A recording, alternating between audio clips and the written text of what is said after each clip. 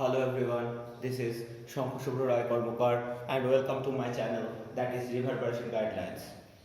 প্রতিফলন বা রিফ্লেকশন সংক্রান্ত এটাই থিওরিটিক্যাল লাস্ট ভিডিও যেখানে আমরা অবতল দর্পণ বা কনকেভ মিরর নিয়ে আলোচনা করব এবং বেসিক্যালি আমরা এই টপিকটায় তিনটে জিনিসকে প্রুফ করব, অর্থাৎ তিনটে আলাদা আলাদা ইকুয়েশনকে প্রুফ করব এবং এই তিনটে ইকুয়েশনই অবতল দর্পণ সংক্রান্ত যাবতীয় তথ্যাবলীকে প্রকাশ করবে। So here we go. Well, first জিনিস যেটা আমরা প্রুফ করব সেটা হচ্ছে আমরা প্রুফ করব অবতল দর্পণের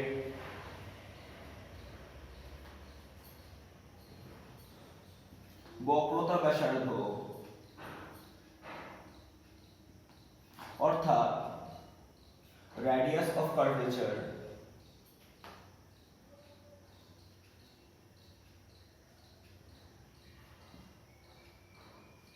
তার ফোকাস দৈর্ঘ্যের দ্বিগুণ। দ্যাট ইজ আমরা যেটা প্রুফ করব সেটা হচ্ছে রেডিয়াস অফ কার্ভেচার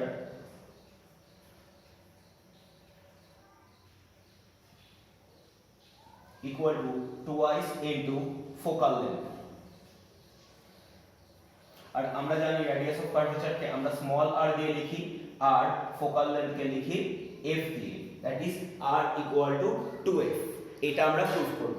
তো এটা প্রুফ করবার জন্য সবার ফার্স্টে আমি কি করব, একটা অবতল দর্পণকে আঁকবো এবং এই অবতল দর্পণটি এরকমই হবে যার উন্মেষ বা অ্যাপারচার অত্যন্ত কম।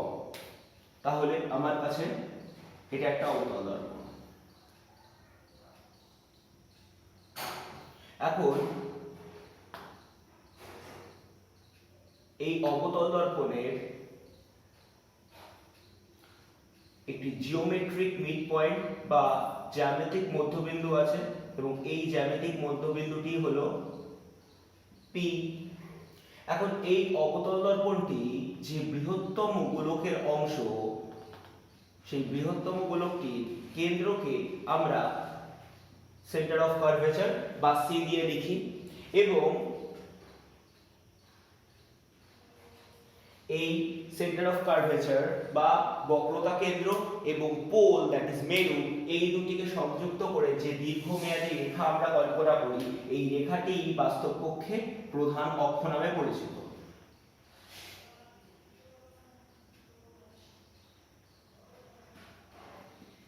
এখন এই প্রধান অক্ষ বা প্রিন্সিপাল অ্যাক্সিসের সাথে প্যারালাল কোনো যদি একটা লাইট রে বা সমান্তরাল কোনো একটি আলোক রশ্মি যদি এই অবতল দর্পণ বা কনকেভ মিররের উপর এসে পড়ে, তাহলে এই আলোক রশ্মিটি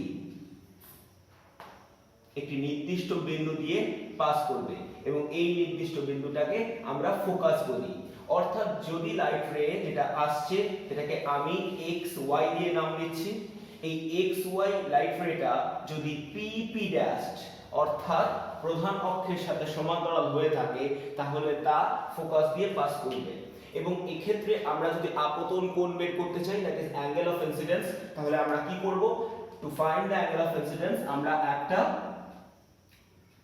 রেখা টানবো বক্রতা কেন্দ্র থেকে যে বিন্দুতে আলোকটি আপতিত হয়েছে এবং এর ফলে এই কোণটিকে আমরা বলবো আপতন কোণ বা অ্যাঙ্গেল অফ ইনসিডেন্স এবং এই কোণটিকে আমরা বলবো প্রতিফলন কোণ, that is angle of reflection.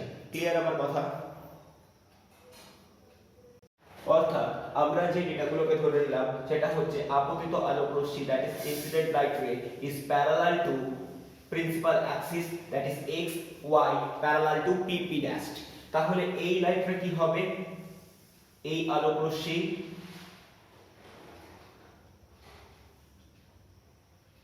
Focus দিয়ে পাস করবে, that is the parallel light ray will always pass through the focus after reflection on a concave mirror। clear?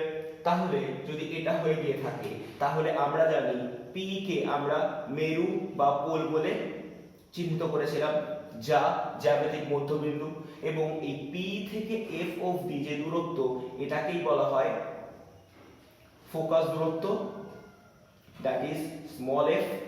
R P থেকে বক্রতা কেন্দ্র, that is the distance between center of curvature and pole, is nothing but the বক্রতা ব্যাসার্ধ or radius of curvature, যাকে কিনা আমি small r দিয়ে লিখেছিলাম।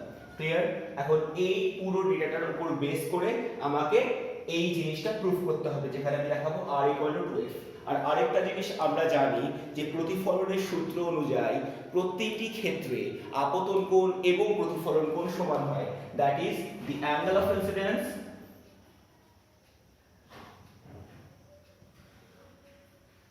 and the angle of reflection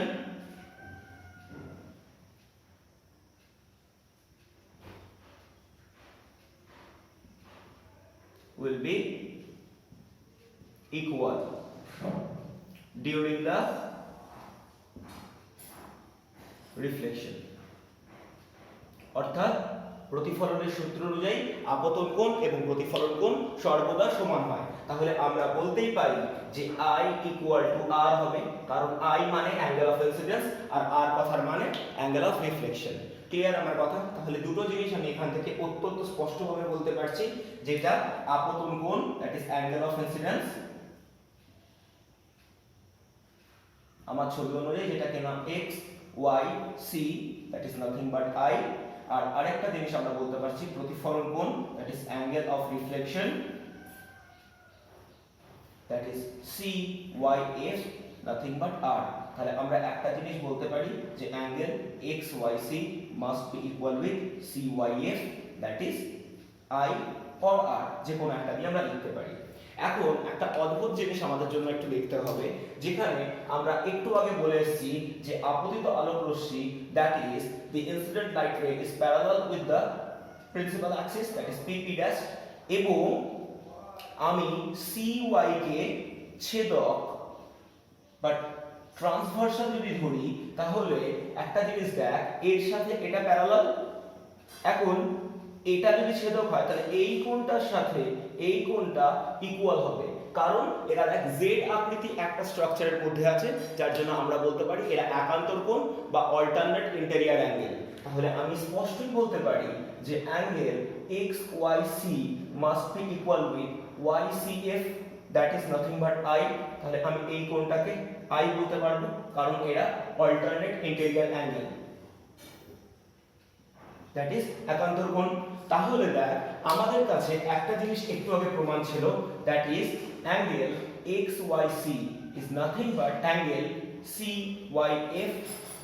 এই দুটো সেম ছিল, অর্থাৎ এর সাথে এটা সেম ছিল।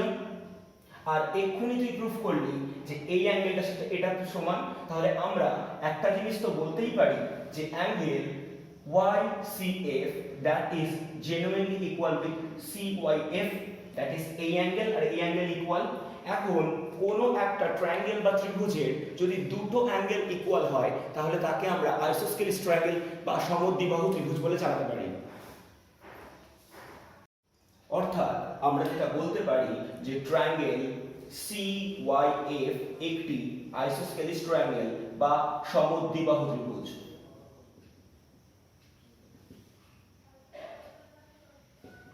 এখন যদি কোনো একটি ত্রিভুজের সমদ্বিবাহু বা আইসোস্কেলিস হয়ে থাকে, তাহলে কোন দুটো সাইড ইকুয়াল হবে না, যে সাইড দুটো বেসিক্যালি সেম অ্যাঙ্গেলকে সাস্টেইন করে আছে। তাহলে কোন সাইড দুটো? তাহলে জেনুইনলি যেটা হবে, that will B CF must be equal with FY। তাহলে এই দুটো জিনিসকে আমি সবার ফার্স্টে ইকুয়াল প্রুফ করে দিলাম। ক্লিয়ার? এখন একটা জিনিস খুব স্পষ্টভাবে দেখ, আমরা সবার ফার্স্টে বলার শুরুতে বলেছিলাম যে টাইপের মিরর বা দর্পণ নিয়ে আমি কাজ করছি, এই টাইপের দর্পণ বা মিররের উন্মেষ বা অ্যাপারচার খুব কম। তার মানে আমরা বলছি যে যেহেতু উন্মেষ আর অ্যাপারচার অত্যন্ত ক্ষুদ্র, সুতরাং Y বিন্দু ও P বিন্দু প্রায় সমাপতিত হয়। That is, as the aperture of the mirror is very small, that's why Y point and P point seems to be coincided. যদি কোয়েনসাইডেড হয়ে যায় তাহলে তুই বোঝ এই এফ থেকে ওয়াই এর যে ডিসটেন্স হবে, এফ থেকে পি এর ডিসটেন্সও তাই হবে, কারণ ডিসটেন্সটা ছোট হয়ে যাবে, কারণ এই দুটো পয়েন্ট খুব কাছাকাছি, মানে এফ থেকে ওয়াই এর যে ডিসটেন্স হবে এফ থেকে পি এরও সেই সেম ডিসটেন্স হবে। দ্যাটস ওয়াই আমরা এখানে একটু ট্যাকটিক্যালি লিখতে পারি যে F Y is approximately equal with F P, right. কিন্তু একটু আগে তুই একটা জিনিস প্রুফ করে গেছিস, সেখানে তুই লিখেছিস যে CF ইকুয়াল টু FY, তাহলে তুই কি লিখতে পারিস CF equal to FY equal to FP, এই তিনটে ডেটা সেম লিখতে পারিস। তাহলে আমি যদি এখান থেকে বক্রতা ব্যাসার্ধ that is radius of curvature কে নেই, তাহলে এখান থেকে আমার রেডিয়াস অফ কার্ভেচার কে হবে, অবভিয়াসলি PC হবে, এন্ড PC কে আমি লিখছি PF প্লাস FC, লিখতেই পারি কারণ পুরোটাকে এই দুটো পার্টের অ্যাড হিসেবে লিখছি। কিন্তু আমি এক্ষুনি কি জানি যে FC কথার মানে কত, FC কথার মানে বা CF কথার মানেও আবার PF এর সাথে ইকুয়াল, তাহলে আমি এটাকে লিখতে পারি 2 অফ PF। এন্ড আমরা জানি PC কথার মানে বক্রতা ব্যাসার্ধ that is nothing but radius of curvature or small r, and 2 মানে 2, PF কথার মানে ফোকাল লেন্থ বা ফোকাস দূরত্ব, যাকে আমরা স্মল f দিয়ে লিখছি। So this is the establishment between the relationship of radius of curvature and focal length, and we have proven that the radius of curvature or the বক্রতা ব্যাসার্ধ is nothing but the twice of the focal length, যা কিনা focus দূরত্বের just দ্বিগুণ। Clear? এখন আমরা অবতল দর্পণের সমীকরণ প্রতিষ্ঠা করার চেষ্টা করব। যেটা আমরা চেষ্টা করছি সেটা হচ্ছে অবতল দর্পণের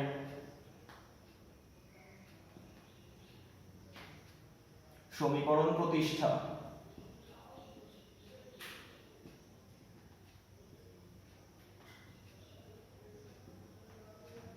That is establishment of the concave mirror equation. Right.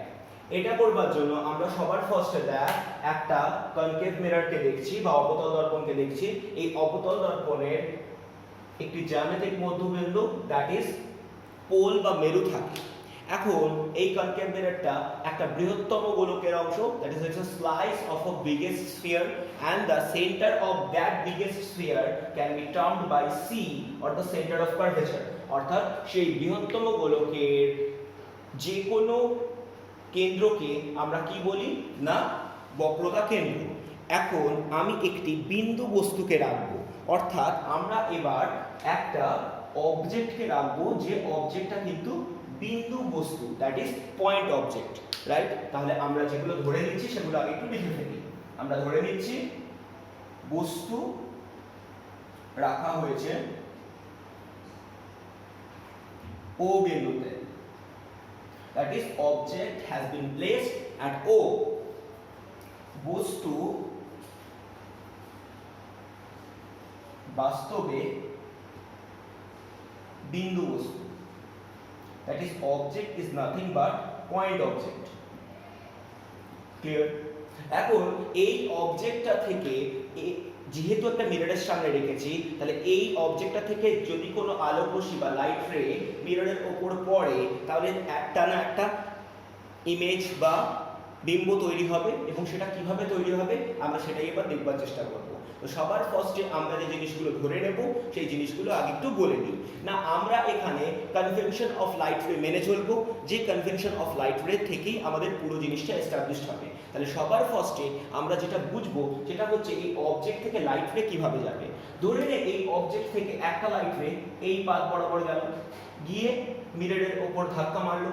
এখন মিররের ওপর যদি লাইট রে পড়ে তাহলে এটা রিফ্লেক্টেড হবে বা প্রতিফলিত হবে। কি করে প্রতিফলিত হবে না, যে বিন্দুতে পড়েছে সেই বিন্দুতে তুমি একটা নরমাল আঁকো। বেসিক্যালি নরমাল আঁকার লজিক কি, নরমাল আঁকার লজিক হচ্ছে যে পয়েন্ট থেকে তোমার সেন্টার অফ কার্ভেচার আছে, দ্যাট ইজ বক্রতা কেন্দ্র আছে, সেই বক্রতা কেন্দ্র থেকে উক্ত বিন্দুতে জাস্ট একটি সরল রেখা জয়েন করে দাও, তাহলে যেটা তৈরি হবে সেটাই এই পয়েন্টের জন্য নরমাল বা অভিলম্ব। ক্লিয়ার? তাহলে যে কোণটি তৈরি করবে সেই কোণটিই হবে আপতন কোণ। এখন এই অ্যাঙ্গেল অফ ইনসিডেন্স বা আপতন কোণ যদি পেয়ে যাওয়া যায় তাহলে কি হবে, প্রতিফলন কোণ অবশ্যই সেম হবে, তাহলে লাইট রেটা বেরিয়ে আসবে এই বরাবর। ক্লিয়ার? আর যে পয়েন্টে সেকেন্ড লাইট রেটা যাবে সেটা হচ্ছে এই পাল বরাবর, অর্থাৎ সেন্টার অফ কার্ভেচার টাচ করে যে লাইট রে যাবে সেই লাইট রে কি হবে, সেন্টার অফ কার্ভেচার দিয়েই পাস করবে, কারণ এই লাইট রে কোনো পাথওয়ে চেঞ্জ হবে না। তাহলে এই লাইট রে আর এই লাইট রে অ্যাকচুয়ালি মিট করছে এই পয়েন্টে, এবং এই পয়েন্টে যেটা তৈরি করছে সেটাই হচ্ছে আমাদের জন্য ইমেজ। আর আমি ইমেজটা বা বিম্বটাকে ও ড্যাশ দিয়ে নাম দিচ্ছি।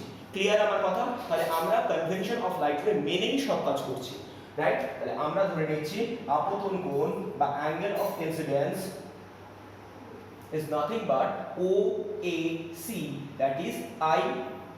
অন্যদিকে প্রতিফলন কোণ that is angle of reflection is nothing but CAO dash, that is R। এবং আমরা আরো একটা তথ্য জানি যে আমাদের জন্য angle of incidence and angle of reflection must be equal, that is OAC must be equal with CAO dash। তাহলে এইটুকু ডেটা আমরা অলরেডি এখান থেকে জানি। আর সেকেন্ড লাইট রের ক্ষেত্রে আমরা অলরেডি ধরে নিয়েছিলাম যে লাইট রে সেন্টার অফ কার্ভেচার ছুঁতে চাইবে ফর উত্তল দর্পণ বা কনভেক্স মিরর, আর অবতল দর্পণের ক্ষেত্রে যে লাইট রে সেন্টার অফ কার্ভেচার দিয়ে পাস করবে সেই লাইট রে যে পথ দিয়ে যাবে 180 ডিগ্রি বেন্ড হয়ে সেই একই পাথ দিয়েই বেরোবে। তাহলে এই দুটো লাইট রে নিয়ে আমরা জানতে পেরেছি। তাহলে আমাদের কাছে বিম্ব তৈরি হবে, that is image must be formed O dash বিন্দুতে। ক্লিয়ার আমার কথা? তাহলে আমরা এইটুকু ডেটা অলরেডি ফেচ করতে পারলাম। এখন আমরা কনভেনশন অফ লাইট রে মানবো, অর্থাৎ প্রত্যেক ক্ষেত্রে অবজেক্ট বা ইমেজের ডিসটেন্স আমরা সব সময়ের জন্য মেজার করব পোল বা মেরু থেকে। তাহলে সবার ফার্স্টে আমরা যেটা করব সেটা হচ্ছে বস্তুর দূরত্ব, বিম্বের দূরত্ব বা ফোকাস দূরত্ব সর্বদা পোল বা মেরু থেকে মাপা হবে।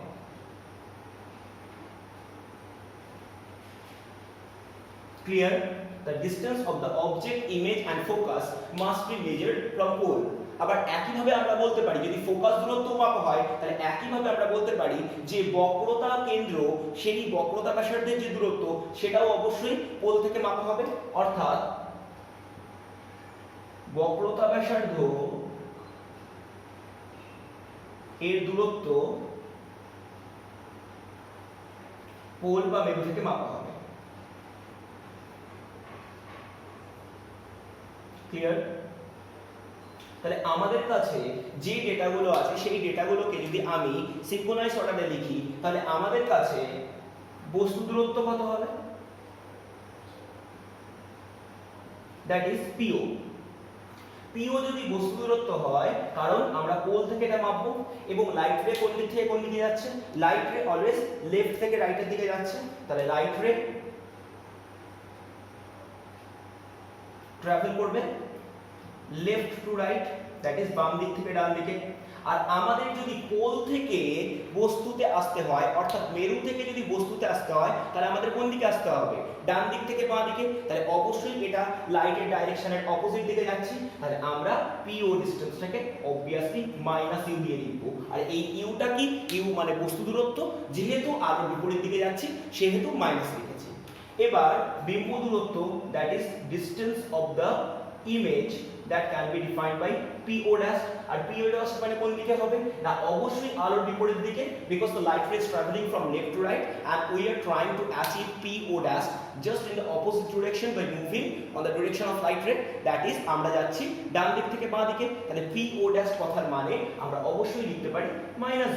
in the other hand, that is বক্রতা ব্যাসার্ধ, যদি বক্রতা ব্যাসার্ধের মান আমরা জানতে চাই, that is nothing but the PC and PC will be denoted by -r। কারণ আমরা দেখছি যে অবতল দর্পণের ক্ষেত্রে এই PC বা বক্রতা ব্যাসার্ধ যদি মাপতে হয় তাহলে আমাদের এই ডিসটেন্সটাকে লাইট ডিরেকশনের উল্টো দিকে আসতে হবে, that is from right to left আমাদের আসতে হচ্ছে, কিন্তু লাইট রে অলওয়েজ প্রপাগেট করবে লেফট টু রাইট। ক্লিয়ার? এখন একটা জিনিস আমাদের কাছে অত্যন্তভাবে স্পষ্ট, আমরা একটা ট্রায়াঙ্গেলকে চুজ করছি যে ট্রায়াঙ্গেলের নাম হচ্ছে A O O dash, that is A O O dash.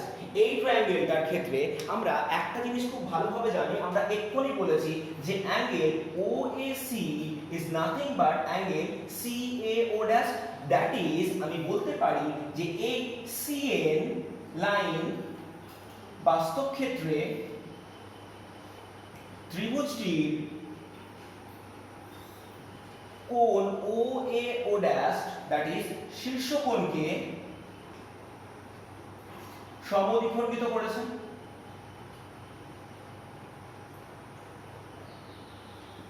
So we have just said that the CN line has bisected the angle of OAO dash, because we have just told that OAC is nothing but the angle of incidence and CAO dash is nothing but the angle of reflection, and we know the angle of incidence must be equal with the angle of reflection.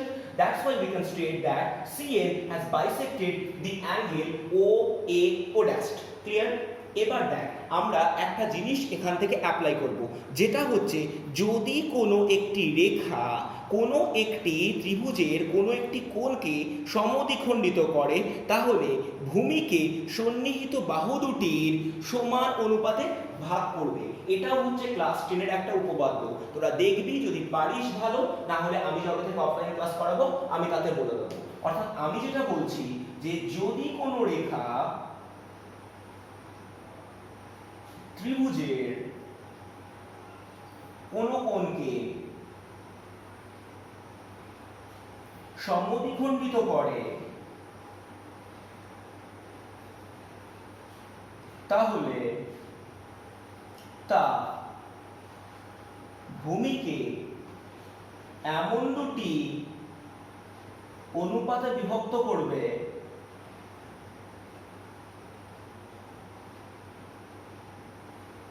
যাদের অনুপাত সন্নিহিত বাহুদ্বয়ের সমান হবে।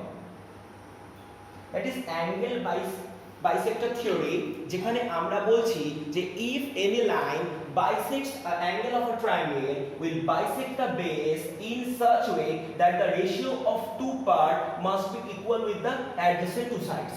Basically আমি এই কথাটাকেই এখানে বলছি, মানে যদি কোনো angle is going to be bisected with the help of any other side, then it will touch the base or the third side in such way that the two parts which are going to be generated will get the same ratio with the ratio of sides of two adjacent one.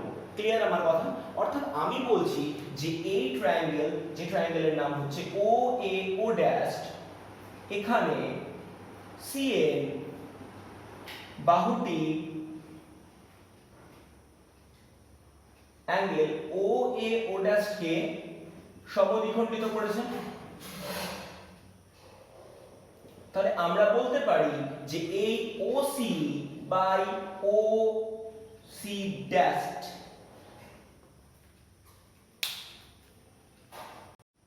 তাহলে আমরা বলতে পারি যে OC by CO dash, that will be nothing but the OA by O dash A. Clear? অর্থাৎ আমরা সবার ফার্স্টে একটা সিনক্রোনাইজড অর্ডারে পুরো ডেটাটাকে সাজিয়ে নিলাম। এখন দেখ আমি কি বলেছিলাম যে এই যে দর্পণ বা মিরর আমরা ব্যবহার করছি এর অ্যাপারচার খুব কম, অর্থাৎ উন্মেষ অত্যন্ত ছোট। তাহলে আমরা বলছি উন্মেষ অত্যন্ত ছোট হওয়ায়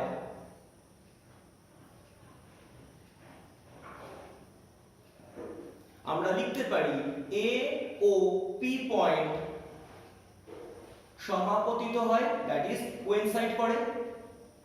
তাহলে আমরা বলতেই পারি যে এই OA can be replaced by OP আর O dash A can be replaced as PO dash, অর্থাৎ এই দুটো ডেটাকে আমরা অ্যাপ্রক্সিমেটলি রিপ্লেস করে দিতে পারি। ক্লিয়ার?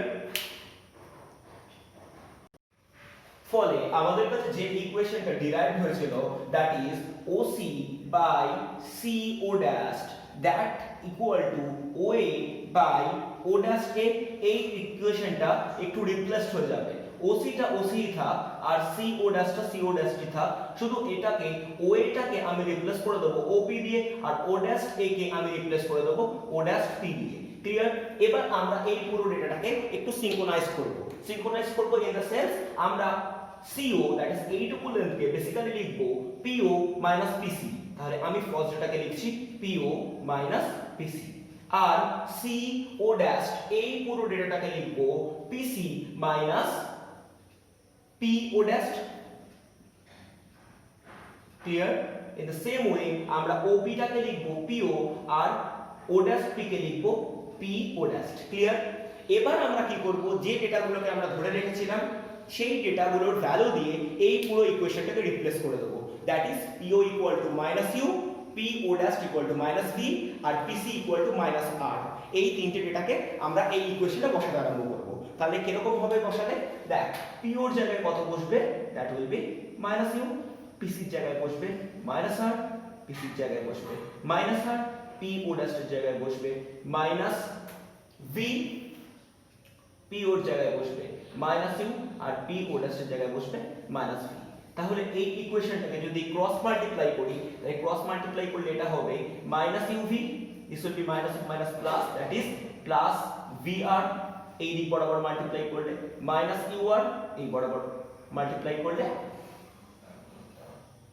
Plus UV. এখন এই ইউভিটাকে এই দিকে নিয়ে যাব, ইউআরটাকে এই দিকে নিয়ে আসব, তাহলে ইকুয়েশনটা দেখতে হয়ে যাবে অনেকটা এরকম VR plus UR equal to 2uv। Clear আমার কথা? লাস্ট ফেজে আমরা কি করব, এই গোটা ইকুয়েশনটাকে UVR দিয়ে ডিভাইড করে দেব। তাহলে UVR দিয়ে যদি ডিভাইড করে দেই তাহলে এটা কত হবে, VR by UVR plus UR by UVR equal to 2uv by UVR। তাহলে দেখ এখান থেকে VR VR ক্যান্সেল হয়ে যাবে, এখান থেকে UR UR ক্যান্সেল হয়ে যাবে, আর এখান থেকে UV UV ক্যান্সেল হয়ে যাবে। তাহলে পড়ে থাকবে কত, 1 by U plus 1 by V, that will be nothing but 2 by R। আর 2 বাই R কে আমি R এর ভ্যালু একটু আগে প্রুফ করেছিলাম 2f, তাহলে আমি যদি এখানে R এর জায়গায় 2f বসিয়ে দেই তাহলে অ্যাকচুয়াল ইকুয়েশন হয়ে যাবে 1 by V plus 1 by U equal to 1 by f, and that is the equation for the concave mirror or অবতল দর্পণ। সো বেসিক্যালি আমরা পরপর দুদিনে দুটো আলাদা আলাদা দর্পণের ইকুয়েশন দেখলাম। For the first day we have observe the convex mirror equation, আর আজকে দেখলাম কনকেভ মিরর ইকুয়েশন। এবার পরীক্ষায় দেওয়ার চান্সেস কম হলেও পরীক্ষায় দিতেই পারে যে দর্পণের সমীকরণ প্রতিষ্ঠা করো, দ্যাট ইজ অবতল বা উত্তল দর্পণ স্পেসিফাই করে দিল না। ফর দ্যাট কেস আমাদেরকে দুটোই এস্টাবলিশ করতে হবে, দুটোই প্যারালালি প্রুফ করতে হবে। একটু যদি ভালোভাবে দেখিস দেখ এই গোটা প্রুফে আমি নেমিংগুলো এমন করে দিয়েছি যেটা আগের প্রুফের নেমিংগুলোর সাথে ডিট্টো সিমিলার। এই ডিট্টো সিমিলার নেমিং দিলে সুবিধাটা কি না, আমি প্রথমের লেখাগুলো ডিট্টো সেম লিখবো। অবভিয়াসলি দুটো জায়গায় দুটো আলাদা আলাদা থিওরেম লাগবে। ও ক্ষেত্রে এক্সটার্নাল অ্যাঙ্গেল বাইসেক্টর ছিল, এক্ষেত্রে ইন্টেরিয়ার অ্যাঙ্গেল বাইসেক্টর থিওরি। এই দুটো ছাড়া বাকি পুরো প্রুফটা মোটামুটিভাবে একইভাবে যাচ্ছে। আর এটা প্রুফ করার জন্য আমাদেরকে কখনোই R equal to 2f proof করতে হবে না। ক্লিয়ার আমার কথা? এবার আমরা যেটা প্রতিষ্ঠা করব সেটা হচ্ছে অবতল দর্পণ সংক্রান্ত নিউটনের সূত্র, দ্যাট ইজ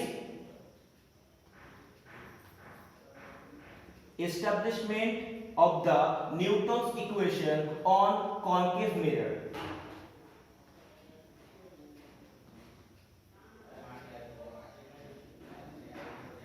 এই গোটা সূত্রটা এস্টাবলিশ করার জন্য আমাদের কাছে অবতল দর্পণের দু তিনটে কনসেপ্টকে একটু দরকার।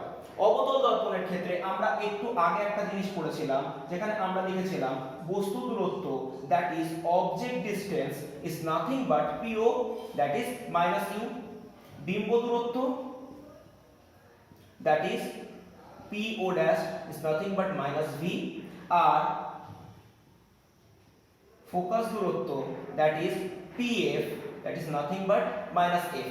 এই প্রত্যেকটা জিনিসকে আমরা লিখেছিলাম, তার কারণ আমরা জানি নরমাল কন্ডিশনে আমরা বস্তু দূরত্ব, বিম্ব দূরত্ব বা ফোকাস দূরত্ব সর্বদা মেরু বা পোল থেকে মাপা হয়।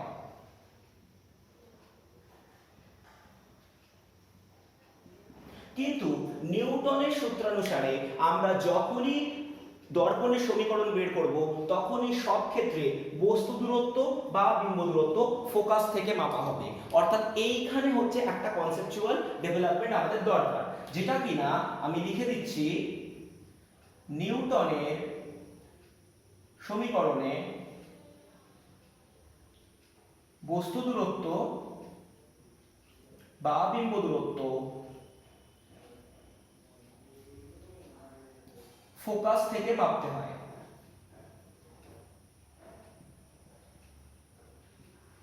That is, the object distance or the image distance must be measured from the focus. তাহলে আমরা স্পষ্টতই দেখতে পাচ্ছি যে ফোকাস থেকে বস্তু দূরত্ব, যা কিনা আমি লিখতেই পারি FO দিয়ে, and এই FO ডিসটেন্সটাকে আমি x দিয়ে ডিফাইন করলাম। তাহলে আমাদের কাছে একটা জিনিস তো অত্যন্ত clear, that is FO that can be written as PO PF। Clear? তাহলে FO কথার মানে ছিল x, আর PO কথার ভ্যালু কত? PO কথার ভ্যালু মানে মাইনাস অফ q, আর PF কথার ভ্যালু কত? Minus of f। তাহলে আমার কাছে এখানে চলে আসছে f minus u, that is nothing but x। তাহলে আমি যদি এখান থেকে u এর ভ্যালু বের করি, u will be f minus x। Clear? In the other hand, যদি আমরা ফোকাস থেকে বিম্ব দূরত্ব মেজার করি, that is if we try to measure the distance of that certain image from focus, তাহলে